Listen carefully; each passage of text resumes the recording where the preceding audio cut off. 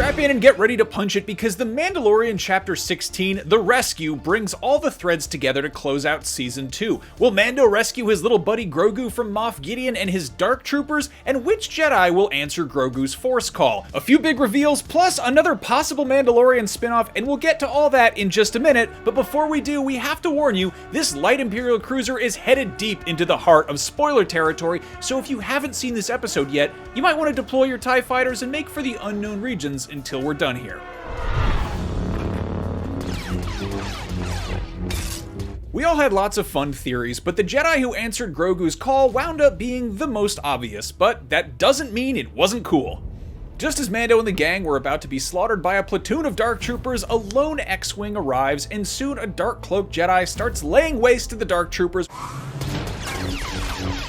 That was Luke Skywalker wielding his wonderful, iconic Return of the Jedi era green-bladed lightsaber, which, in my personal opinion, is the coolest lightsaber. And yeah, that whole hallway fight scene where someone goes through with a lightsaber and is really spooky and hooded and just really messes things up, kind of reminds me of another iconic Star Wars hallway lightsaber scene. It's almost like just ruthless lightsaber murder runs in the family for these Skywalkers, though I guess technically Dark Troopers aren't alive, so he gets a pass on that one. That being said, a lot of people were super duper let down that Luke was just a crotchety old man who lived on an island and had no interest in lightsabers in The Last Jedi, so seeing this little bit of fan service was probably really nice for a lot of us. Din Djarin shows the child his face in a tender moment just before sending him off to train in the ways of the Force, and the chapter ends with his quest completed. But let's back up a sec and recap how we got there. Boba Fett and Mando capture a Lambda-class Imperial shuttle and take the clone engineer Dr. Pershing prisoner. They convince Bo-Katan and Koska Reeves to join Fennec Shand and Cara Dune to rescue Grogu from Gideon's cruiser. They storm the ship and mercilessly slaughter every garden variety trooper in sight, but that is when Moff Gideon deploys his Dark Troopers, which are way tougher to kill. But Mando still manages to take one of them out before blowing the rest out the airlock into the vacuum of space, which might have put an end to them if they were organic life forms rather than, flying robots. While Bo-Katan and her team are making all this noise, Mando hunts down Grogu and Moff Gideon. And we got a pretty cool lightsaber duel despite neither party being a Force user and only one lightsaber being present. Gideon put the Darksaber to good use and Mando fended him off with that cool pure Beskar pike. Obviously, Mando is victorious and brings a captive Gideon back to the bridge. It's yours now. What is? The Darksaber. It belongs to you. Bo-Katan is bummed Mando now wields the Darksaber. We'll circle back to that in a second. We don't have time for it right now, and Mando truly does not care. He just wants to protect Grogu. Anyway, that's when the Dark Troopers make it back inside the ship, and Luke shows up and slices them all up and offers to take Grogu off to meet his destiny. I will give my life to protect the child, but he will not be safe until he masters his abilities. I'm not crying, you're crying. Anyway, we'll get into what we think that means for Grogu in Season 3, but hang on, we'll get to that in a second. We gotta talk about something else first. Wakanda Malian teeth me. Dewanawanga! This reveal was almost bigger than the return of Luke Skywalker. Boba Fett straight up murking Bib Fortuna and taking his seat on what used to be Jabba the Hutt's throne.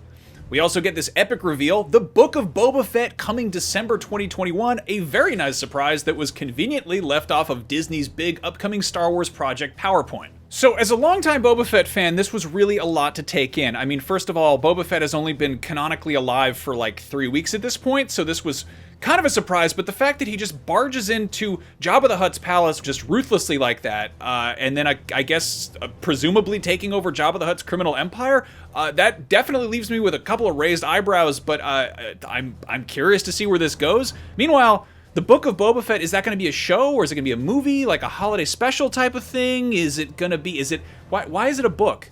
It's Star Wars. It should be like a holo chip or something. She can't take it.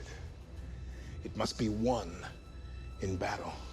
Much to the chagrin of Bo-Katan, Din Djarin is now the wielder of the Darksaber, which he obviously doesn't really care much about. He's basically like, here, take this. This is your sword, right? You want it, right? Can we be done? Can we move on?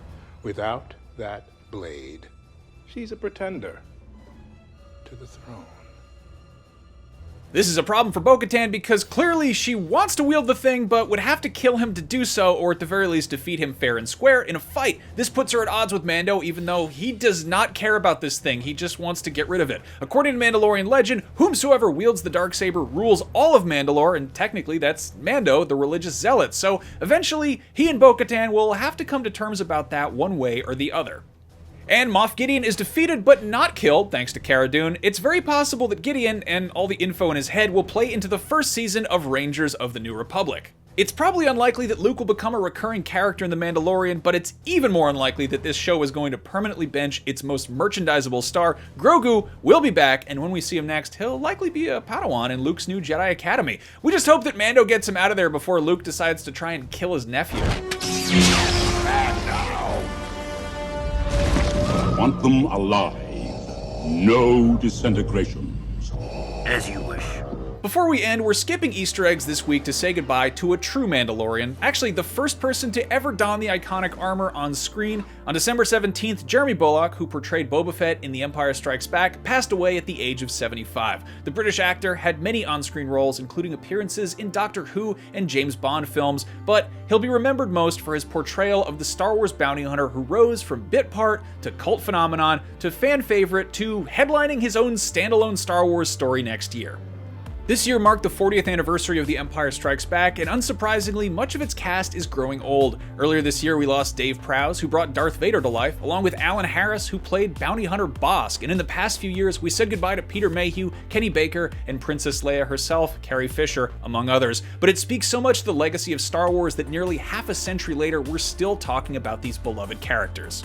So Boba Fett might not have had too many lines, but we're eternally grateful to Jeremy Bulloch for bringing him to life. And in the words of Boba Fett, He's worth a lot to me. Anyway, before we get too maudlin, what did you think of the finale of The Mandalorian Season 2? Was the return of Luke Skywalker all you hoped it might be? And just what exactly is the Book of Boba Fett? Let's argue about that in the comments for the next 12 months. Thank you for watching this episode of Canon Fodder, and for more Star Wars, here's what we think the Book of Boba Fett could be, and don't forget to follow and subscribe to IGN wherever you like to watch. So with Mando Season 2 wrapped, Canon Fodder will take a brief hiatus, but there is plenty more Star Wars on the horizon, and there are a few other cinematic universes that might be worth digging into the canon of. Anyway, from all of us here at IGN, thank you so much for watching. We'll see you next year. May the Force be with you, and have a happy Life Day.